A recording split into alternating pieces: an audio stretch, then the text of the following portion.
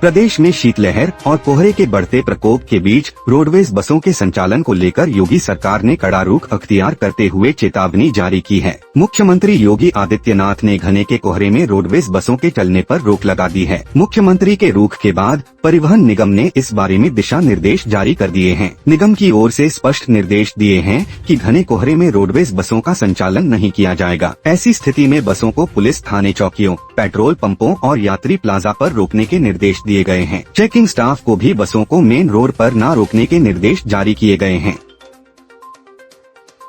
बरेली में राजस्व मंत्री अनूप प्रधान ने गुरुवार को नगर निगम और कलेक्ट्रेट का निरीक्षण किया। राजस्व मामलों के निस्तारण को लेकर मंत्री ने कलेक्ट्रेट में अफसरों के साथ बैठक भी की।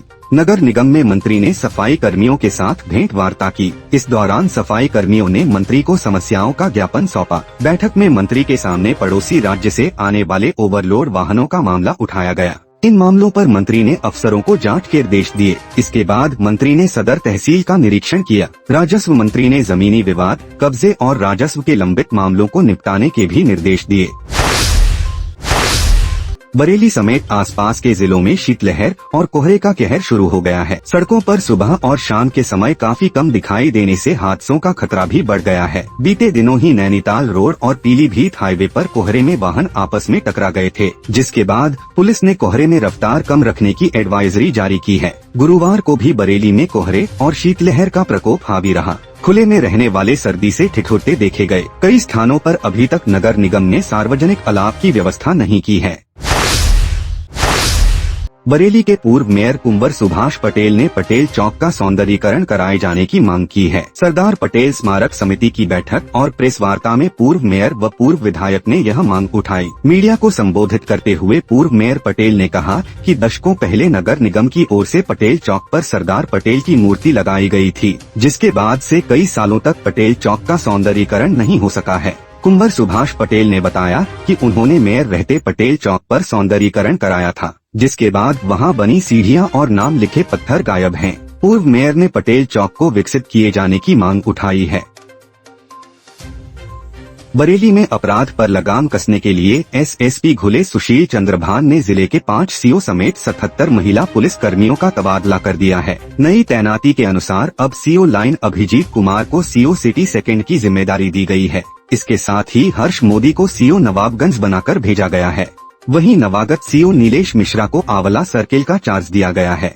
इसी तरह सीओ संदीप सिंह को सीओ सिटी फर्स्ट बनाया गया है। सीओ नितिन कुमार को सीओ क्राइम का पद दिया गया है।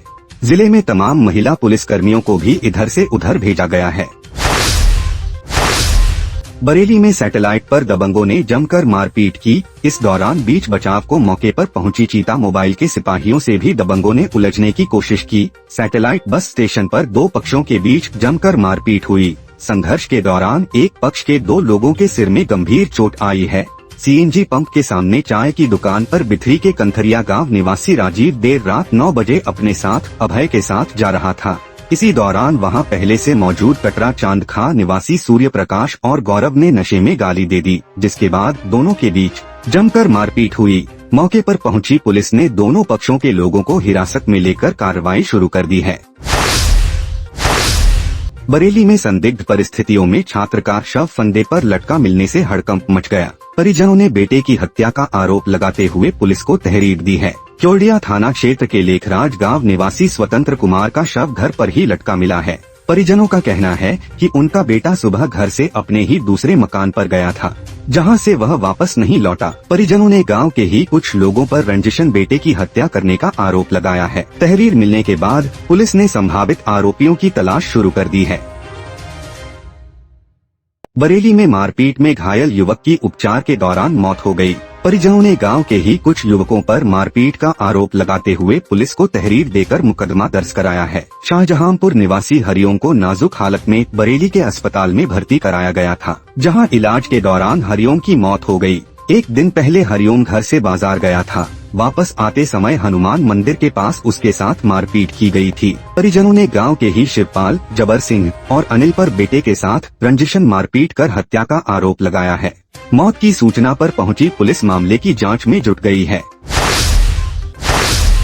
बरेली में हीटर पर दूध गर्म करने के दौरान महिला की करंट लगने से मौत हो गई। घटना में महिला का 1.5 साल का बच्चा भी झुलस गया। सिरौली कस्बा निवासी अफजाल की पत्नी भूरी गुरुवार पर हीटर पर दूध गर्म कर रही थी। इसी दौरान प्लग निकालते समय उसे करंट लग गया। भूरी करंट की चपेट में आकर तड़पने लगी। शोर सुनकर जब तक घर वाले कुछ समझ पाते भूरी की मौत हो चुकी थी। घटना में झुलसे बच्चे का उपचार किया जा रहा है।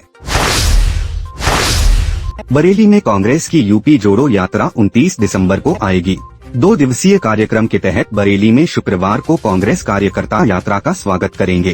कांग्रेस कार्यालय पर कार्यकर्ताओं ने यूपी जोड़ो यात्रा की तैयारियों को बैठक करके रणनीति बनाई। कांग्रेस पदाधिकारियों ने बताया कि प्यार और लोकतंत्र बचाने का संदेश लेकर यूपी जोड़ो यात्रा प्रदेश के अलग अलग हिस्सों से होकर बरेली पहुंचेगी।